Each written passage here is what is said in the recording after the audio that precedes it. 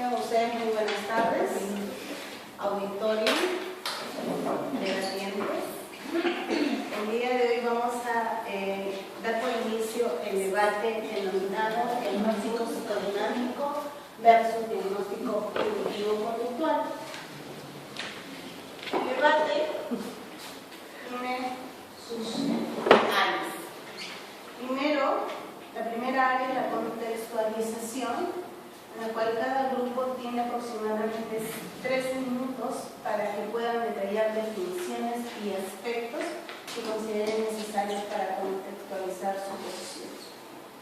Luego tenemos la presentación de argumentos, en que cada equipo de igual manera tiene 3 minutos para poder presentar de manera clara y precisa su posición de cambio y de argumentos.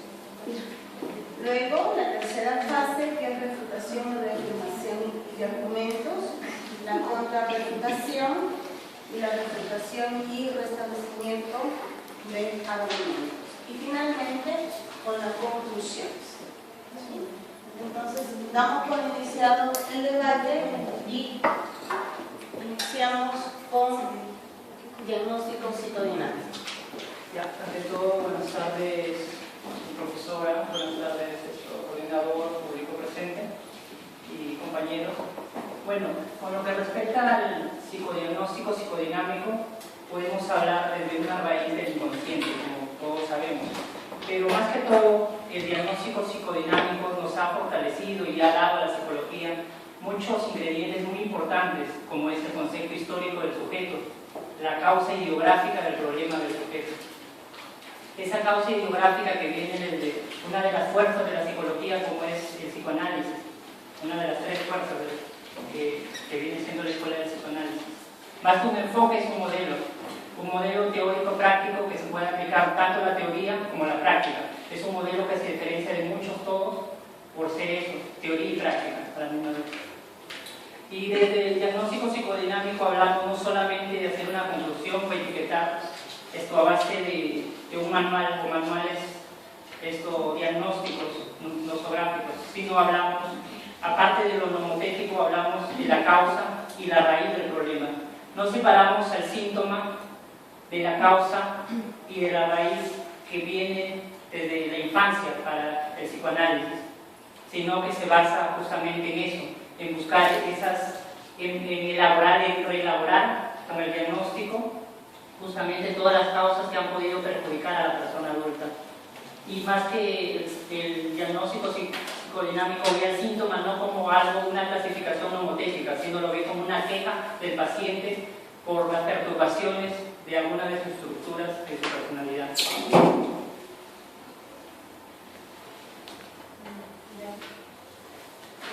Otro punto que se tiene en cuenta dentro de lo que es el diagnóstico psicodinámico es la relación siempre presente que hay entre el diagnóstico y el tratamiento, que son, el diagnóstico va a ser una especie de guía y no solo va a ser, como dijo mi compañero, una etiqueta para el paciente o la persona que se esté tratando. El hecho de que se tome en cuenta el diagnóstico para el posterior tratamiento se lleva a cabo como una especie de guía que va a hacer que el trabajo vaya fluyendo a lo largo del proceso o del tiempo que tome el problema o conflicto que tenga el paciente y lo que se tenga que abarcar.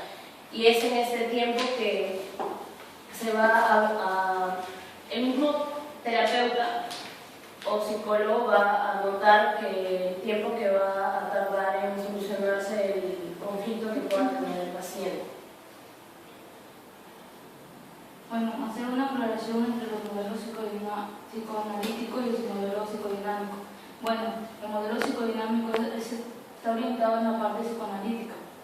También hablamos de intensidad del tratamiento, que el modelo psicoanalítico dura entre 3 y 5 sesiones de semana y el modelo psicodinámico dura entre 1 a 2 semanas por sesión. Y también en la psicoanalítico hablamos de una formación psicoanalítica superior a 8 años, mientras que la otra es una formación terapéutica que está orientada entre 4 años.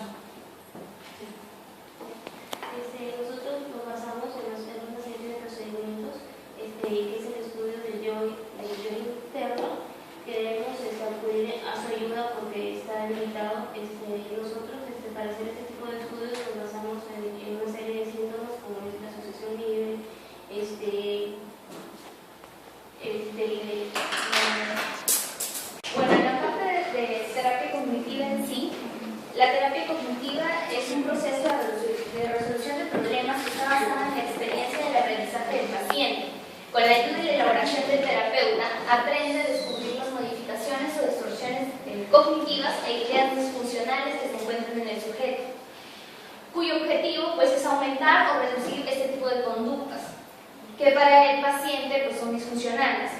Así encontramos que se definen objetivos concretos a lograr. De esta forma es mucho más fácil evaluar y modificar los síntomas específicos y saber claramente lo que se quiere obtener y hacia dónde se apunta o hacia dónde apunta la terapia. La meta de la terapia cognitiva conductual, como ya lo mencioné, es eliminar y al menos reducir los síntomas y postula la desaparición de los mismos. Asimismo, yendo ampliamente más a los antecedentes, el desarrollo de la psicología cognitiva conductual en términos de análisis funcional de la conducta fue utilizado por Skinner para referirse a los análisis contingentes que podían explicar el comportamiento del análisis de los animales y de los seres humanos, ¿no? Y el énfasis en la descripción de los comportamientos y síntomas ya no son un signo de nada oculto, sino que se configuran como el problema mismo, y el análisis descriptivo, la clasificación diagnóstica, y utilizan este enfoque en su planteamiento básico. Claro, continuando con esto, hay ciertas diferencias también, ¿no? En la que el cognitivo conductual se basa en el presente, tiene un enfoque didáctico y a la vez es preventivo. Bueno, va a tener la colaboración del paciente y como terapeuta, ¿no? Bueno, también hacer consciente el autodiálogo del paciente en base a los pensamientos distorsionados que tiene, ¿no? En sí, el enfoque cognitivo-conductual se basa en que vamos a aliviar los síntomas, como bien vamos a ir reduciendo ya estos pensamientos, porque son unos pensamientos irracionales que los pacientes presentan. Bueno, en base también, pasándome un poco a lo que su estructura se va a basar también en el aprendizaje clásico, en el aprendizaje social, en el aprendizaje cognitivo y bueno, en el operacional, ¿no? Bueno, las técnicas que emplea el cognitivo-conductual es el biofeedback, que como bien todos podemos conocer, la retroalimentación, la desensibilización y la relajación.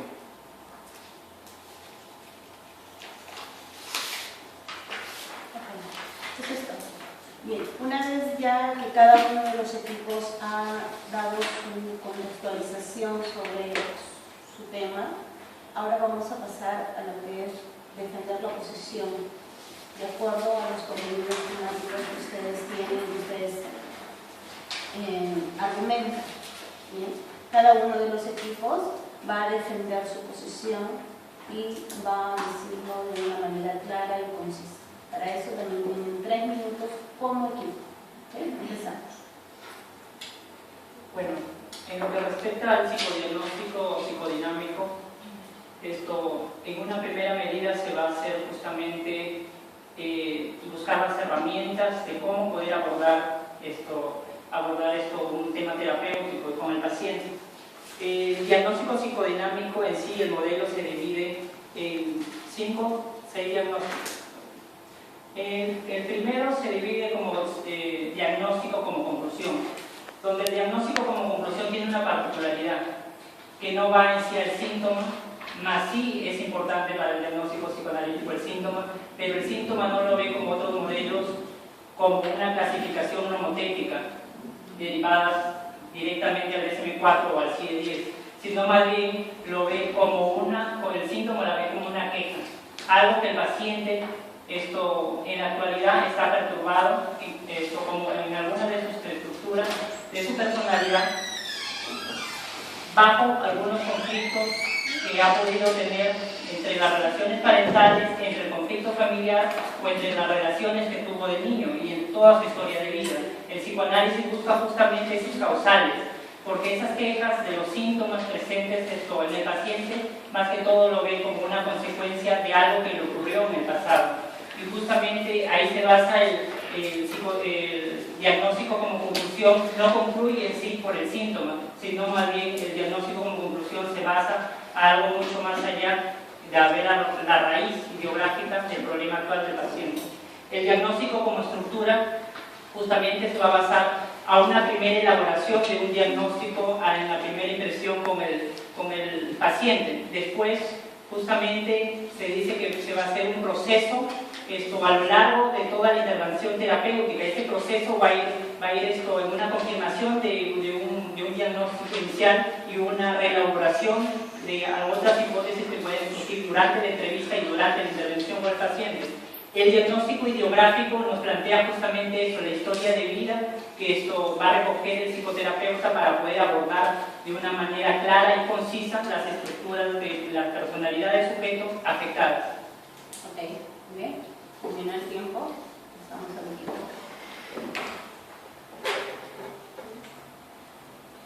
En la parte de la terapia cognitivo-conductual, para la parte del diagnóstico, a diferencia del otro enfoque, no se enfatiza tanto en la parte del síntoma, sino como signo, sino en sí en el problema. Y este problema se entiende como aquella transacción entre el individuo y el ambiente que provoca un malestar y entorpece sus actividades habituales y perjudica la salud de la persona. Así, el problema se configura como una unidad básica de análisis a lo largo del proceso de evaluación clínica y se elabora una lista de problemas del paciente, ya que nuestro enfoque, luego de haber elaborado una lista muy específica sobre los problemas, estos se aíslan para poder solucionarse, ya que se tiene la idea de que al momento de la resolución de este problema, muchos efectos que conllevan de este mismo se van a solucionar. También haciendo ciertas diferencias entre lo que es el dinámico y el cognitivo. En sí, bueno, el dinámico, como bien tenemos conocimiento, sabemos que ellos se enfocan en el inconsciente. Ustedes focalizan la catarsis, hacen una catarsis subjetiva, mientras tanto nosotros no. O sea, nosotros estamos en el presente, tenemos un enfoque más didáctico, hacemos que el paciente sea de una manera independiente. Sin embargo, ustedes dan todo lo contrario. También hablamos de que es experimental, ¿no? Y a la vez es preventivo. Nosotros, en realidad, como bien les digo, sin llegar a más, ustedes solamente tienen punto de inicio a base del inconsciente y no en el presente.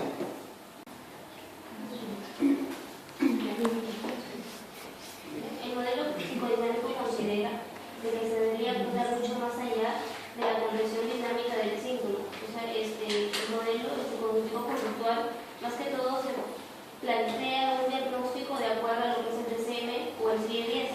En cambio, nosotros nos centramos en lo que es el paciente como ser único y su malestar como parte de él, ¿no? La crítica que el modelo psicodinámico hace estas guías es por ser utilizadas con fines absolutos.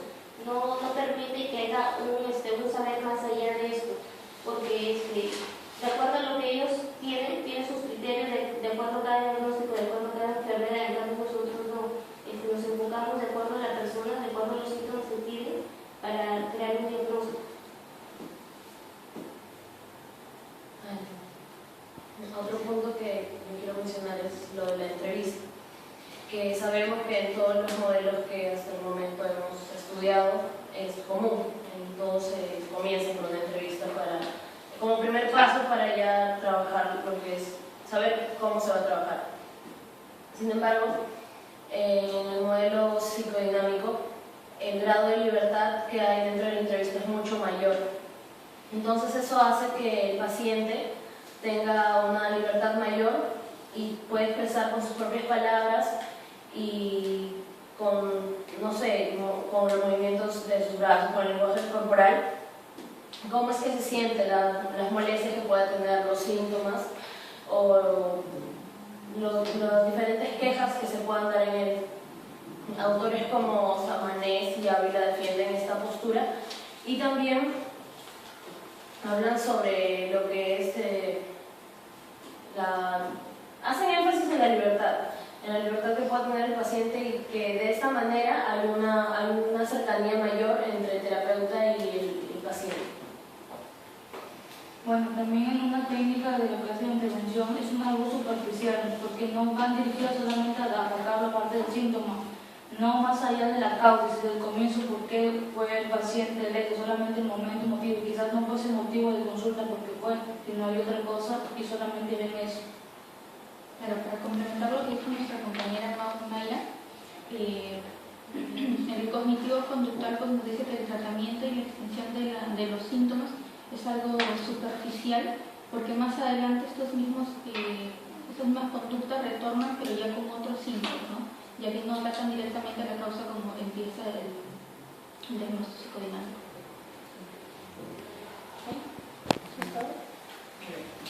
Bueno, y justamente de lo que hablaban, que el psicoanálisis carece de ciencia y sin ser muchos cientificistas ni una ideología muy positivista, el psicoanálisis está respaldado actualmente por la neurociencia. Se trabaja mucho en neurociencia con psicoanálisis. El libro de Daniel Goleman, de Tutus y el premio Nobel Handel, justamente este trabajo relacionados desde el psicoanálisis, desde la infancia hasta la adultez, y cómo esos mecanismos neuronales los unen justamente para describir la teoría psicoanalítica, que posteriormente lo voy a describir como. De igual manera, ustedes tienen 3 minutos para hacer la reflexión y control. Ya. Dentro del proceso psicodiagnóstico de la terapia cognitiva conductual, tenemos en primer lugar el motivo de consulta, que es con respecto al criterio clínico, que vendría a ser un conjunto de conocimientos del marco teórico referencial que tenemos sobre criterios de normalidad y anormalidad. Porque vemos al paciente desde una perspectiva bifronte, es decir, no nos centramos en todo lo que está, sino que tenemos que ser capaces de rescatar las fortalezas del mismo desde un enfoque positivista. Y esto le brinda al paciente una nueva perspectiva sobre el mismo problema, ¿cierto?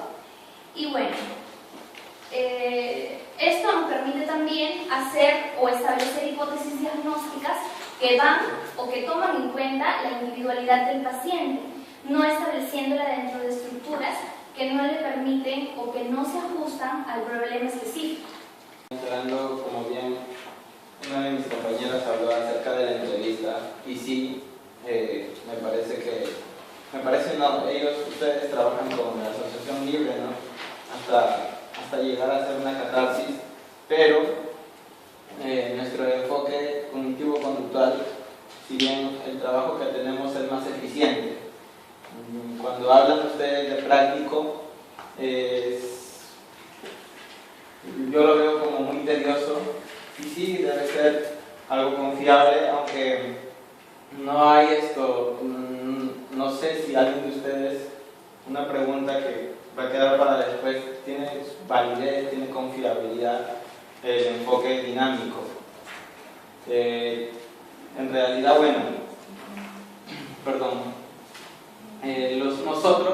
los síntomas que el paciente va a presentar es de que nosotros no los tildamos, por decirlo así, no los tachamos, no. Nosotros, mediante las sesiones que vamos a ir teniendo, vamos a ir, podría ser disminuyendo estas ideas irracionales, estos pensamientos distorsionados que al paciente le están perjudicando en base a su personalidad.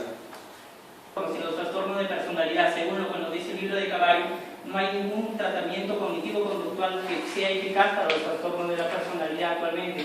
El único que es el más aceptado, que es el dialéctico-conductual, que es para el trastorno límite, pero después no existe ningún trastorno cognitivo-conductual, un tratamiento cognitivo-conductual que sea válido para el trastorno de la personalidad. Y si tienen alguna estadística que sea válido, me lo pueden decir. Claro, por ejemplo, el modelo cognitivo-conductual también, por ejemplo, se basa solo en la queja del paciente, en el síntoma que llega o el motivo de consulta por el que llega.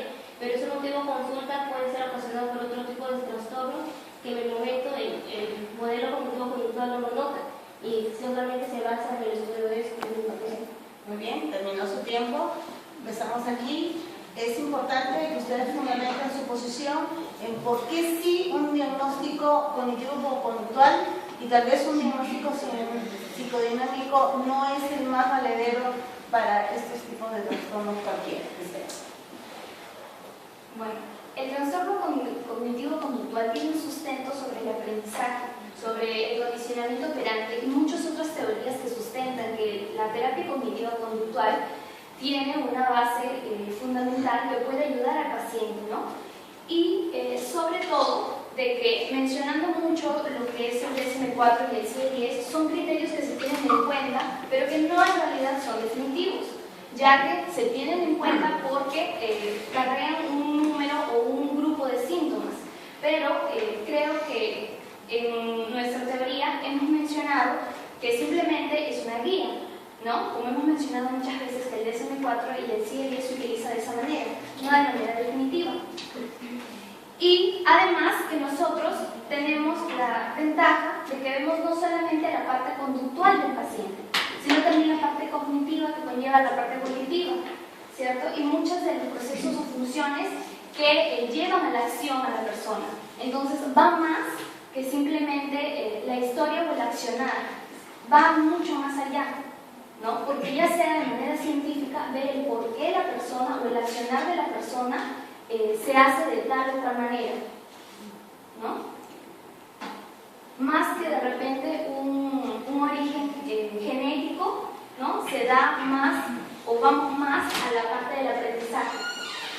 Que justamente el psicoanálisis define esos trastornos en neurosis, psicosis, psicopatía y perversión. Y justamente de eso derivan, de la neurosis deriva la angustia, las fobias, las obsesiones, etc. Y bueno, justamente sí podemos abordar, porque tenemos un criterio actualmente que nos respalda, como son las neurociencias. Por ejemplo, en su libro de Daniel Goleman, a las emociones y a toda la parte cognitiva lo llama emociones precognitivas. Porque el ser humano reacciona emocionalmente primero, antes que cognitivamente, y por estructura cerebral es así. Porque nosotros, cuando somos niños, por ejemplo, tenemos desarrollado mucho el sistema límbico, la paleocorteza, neocorteza, está desarrollado ya en esas etapas de la vida, pero mucho carecemos en esa etapa de la vida del desarrollo cognitivo que nos da la neocorteza. Entonces, al carecer de esas estructuras que nos hacen pensar, el niño va a reaccionar más emocionalmente y la amígdala justamente va a servir en esas experiencias del niño para que todas sus experiencias los acumule emocionalmente, desde la parte emocional, porque no va a poder tener palabras para descifrar, ya que en ese tiempo carece de lenguaje el niño, 4 o 3 años carece de lenguaje. Es ahí donde se ampara el psicoanálisis y dice que todos los traumas y todas las interacciones que tiene el niño con sus padres quedan grabadas justamente en la amígdala, y nos dice de dos, un neurocientífico muy importante de la Asociación Neurocientífica actual, y también nos dice Kandel, el premio Nobel justamente de las neurociencias en el 2000. Justamente ellos dos nos respaldan esta teoría, que entonces nosotros guardamos emocionalmente en nuestra amígdala, la estructura cerebral, emociones, y es así como nos vamos a tener de adultos emociones precognitivas. Antes de poder hacer una conducta cognitiva, primero reaccionamos emocionalmente. Es así porque nosotros no nos damos cuenta de los sentimientos inconscientes que tenemos, porque ya están enlazados con otra idea, porque la idea original fue desaparecida justamente por las etapas muy prematuras que se vivió en la infancia. Y eso puedo corroborarlo neurocientíficamente y responder a cualquier duda que se pueda presentar con respecto a la subjetividad del psicoanálisis y en el estudio del inconsciente. En la terapia cognitiva-conductual depende mucho de eso, ¿no? La persona se acerca al terapeuta, entonces nosotros vemos la razón por la cual la persona ha venido al terapeuta y de acuerdo a eso vemos cuál es la razón original. Entonces me parece que una persona que ha pasado por una terapia dinámica, ¿no? Si es que su problema puede ser enfocado desde una perspectiva diferente, le vendría muy bien, por lo cual nosotros hemos defendido de que la terapia cognitiva tiene un enfoque mucho más positivo, ¿no? Porque de repente, al momento de que la persona lleva todo el proceso mediante la parte dinámica, ¿no? Por ejemplo, un suicida, ¿no? Una persona que tiene depresión. ¿Cómo es que le damos una terapia que sea psicodinámica? Seguimos que la persona siga hablando y en un determinado momento la persona decide por sus ideas o por su convicción quitarse la vida, entonces se quedó a mitad del tratamiento. Entonces, a diferencia en la terapia cognitivo-conductual, se aborda mucho más rápido, porque vemos cuál es la conducta específica que se desea modificar, aislándola, ¿no? Y cambiándola, porque creemos que al cambiar esto va a modificar los efectos que ésta produce. Agradecemos la participación y también agradecemos al auditorio presente.